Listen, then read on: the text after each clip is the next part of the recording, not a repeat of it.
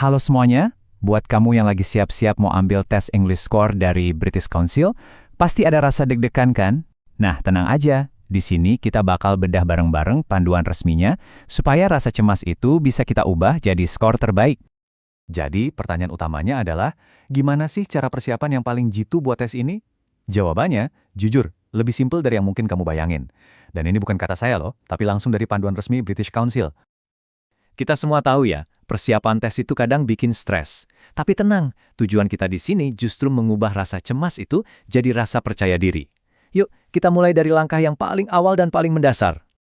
Oke, langkah pertama dari persiapan apapun itu adalah kenali dulu medan pertempurannya. Nah, dalam konteks English Score, ini artinya kita harus paham banget tipe-tipe soal yang bakal keluar. Jadi, ada 3 area utama yang diuji. Grammar and vocabulary, reading, sama listening. Penting banget buat kita kenalan sama format soal di 3 bagian ini. Tapi, ini baru pemanasannya aja loh. Ada satu tips inti yang ternyata jauh lebih ampuh dari ini. Nah, di luar soal-soal dasar tadi, panduannya itu benar-benar menyoroti satu strategi yang katanya paling efektif. Satu pendekatan yang diklaim bisa bikin perbedaan besar di hasil akhir kita. Ya, kita semua setuju, membiasakan diri sama format tes itu penting. Itu kan saran standar buat ujian apapun, dan jelas nggak boleh kita lewatin. Tapi, panduan ini bilang ada satu strategi yang kedudukannya di atas segalanya. Ini adalah cara paling efektif buat latihan. Penasaran nggak sih apa itu? Dan ini dia jawabannya langsung dari panduan resminya. Cara terbaik untuk berlatih adalah dengan mengambil tesnya. Kedengarannya simpel banget kan? Tapi tunggu dulu, di balik saran yang kelihatannya sederhana ini, ada alasan yang super logis dan kuat. Jadi, kenapa sih metode langsung ikut tes ini kok dibilang paling efektif? Karena ini bukan sekedar latihan biasa. Ini tentang mengubah setiap percobaan tes jadi kemajuan yang benar-benar nyata buat kamu. Caranya kerja gini, ada 3 tahap. Pertama, dengan sering ikut tes, kamu jadi terbiasa sama formatnya. Nggak akan ada lagi tuh yang namanya kaget pas hari H.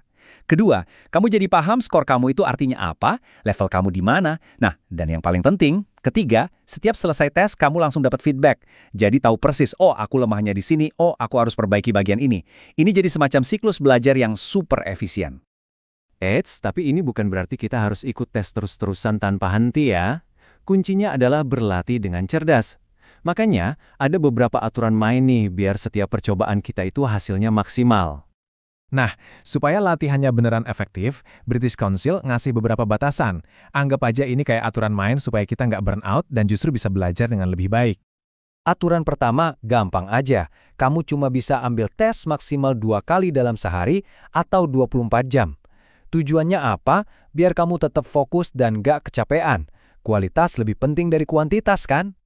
Lalu aturan kedua, dalam sebulan atau tepatnya 28 hari, kamu bisa ambil tes maksimal 10 kali. Nah, batasan ini penting banget. Ini memaksa kita buat ambil jeda, lihat lagi hasilnya, pelajari di mana salahnya, bukan cuma sekedar ikut tes lagi dan lagi.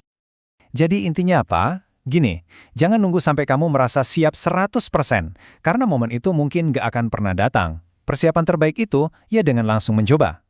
Jadi pertanyaannya sekarang bukan lagi, gimana ya cara latihannya, tapi kapan kamu memulai tes pertamamu?